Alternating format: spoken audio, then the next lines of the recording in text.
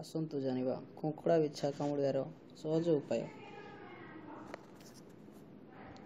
କଙ୍କଡ଼ା ବିଛା ଦଂଶନ ବେଳେ ଯେଉଁ କଷ୍ଟ ହୁଏ, ସେଥିରେ ସମୟ ଆଘାତ ହୋଇଥିବା ବ୍ୟକ୍ତି ମୂର୍ଚ୍ଛା ହେବା ଓ ନେଳି ପଡ଼ିଯିବା ଦେଖାଯାଏ। ବିଭିନ୍ନ ପ୍ରକାର ଔଷଧ ବ୍ୟବହାର କରିବା, ଡାକ୍ତର ଓ ଝାଡ଼ାଫୁଙ୍କା ଭଳି ସାହାଯ୍ୟ ନେଇଥାନ୍ତି। ସେହିପରି କ୍ଷତ ସ୍ଥାନରେ ମାଟି ଓ ଗରମ ଜଳ ବ୍ୟବହାର ଉପଚାର ଦେବା ଦେଖାଯାଏ। କେବଳ କ୍ଷତ ସ୍ଥାନରେ ମାଟି ଲଗାଇଲେ ଉପଶମ ବେଶୀ ପରିମାଣରେ ମିଳିଥାଏ। ବାଧା ହେଉଥିବା ସବୁ ସ୍ଥାନରେ ଲଗାଇବାକୁ କ୍ଷତ ହୁଏ। ମାଟି ଅଭାବରେ ଥଣ୍ଡା ଜଳରେ କ୍ଷତ ସ୍ଥାନକୁ ବୁଡ଼ାଯାଇ କ୍ଷତ ସ୍ଥାନରେ ପାଣି ଲଗାଇ ଧୀରେ ଧୀରେ ଘଷିଲେ ଦଂଶନ ସ୍ଥାନରୁ ବିଷ ବାହାରି ପଡ଼ିଥିବା ହେତୁ ବିନ୍ଧା ଛଟଣା ବନ୍ଦ ହୋଇଯାଏ। ବାହାରୁଥିବା ବିଷ ତେଲ ପରି ଦେଖାଯାଏ। ବିଛା ବା କୌଣସି ବିଷାକ୍ତ ପ୍ରାଣୀ ଦଂଶନରେ କିଛି ଖାଇବାକୁ ଦିଆଯାଏ ନାହିଁ। ପିଇବାକୁ ଯଥେଷ୍ଟ ପାଣି ଦିଆଯାଏ। ଥଣ୍ଡା ପାଣି ପିଇଲେ ଯନ୍ତ୍ରଣା ଅଳ୍ପ ଊଣା ହୋଇଥାଏ। ସ୍ନାନ କଲେ ମଧ୍ୟ ବାଧା କମିଯାଏ। ଖାଲି କଙ୍କଡ଼ା ବିଛା ନୁହେଁ, ବୁଢ଼ିଆଣୀ, ଡିମିରି, ବିଛିମୂଳ, ବହୁମାଛି ଇତ୍ୟାଦି ଦଂଶନରେ ମଧ୍ୟ ଏହି ଉପଚାର କରିବାକୁ ହୋଇଥାଏ।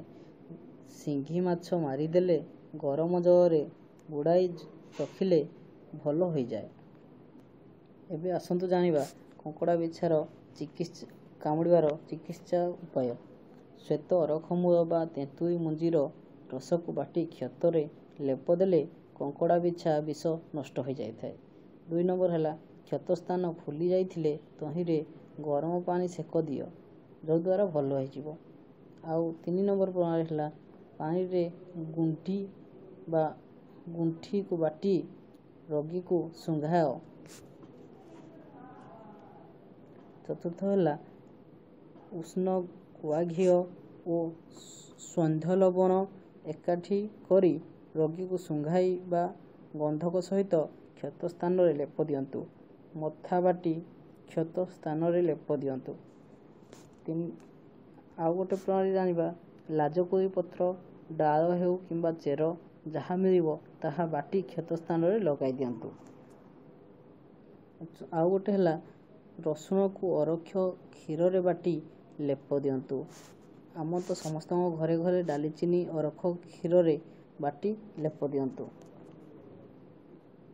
ଅତି ସହଜ କଥା ହେଲା, ଛୋଟ ଚାଖୁଣ୍ଡା ପତ୍ର 3-4 ପୁଳା ନେଇ କାମୁଡ଼ା ସ୍ଥାନରେ ଜୋର କରି ଘଷି ଦେଲେ ବିଛା କାମୁଡ଼ା ମଧ୍ୟ ଭଲ ହୋଇଯାଇଥାଏ।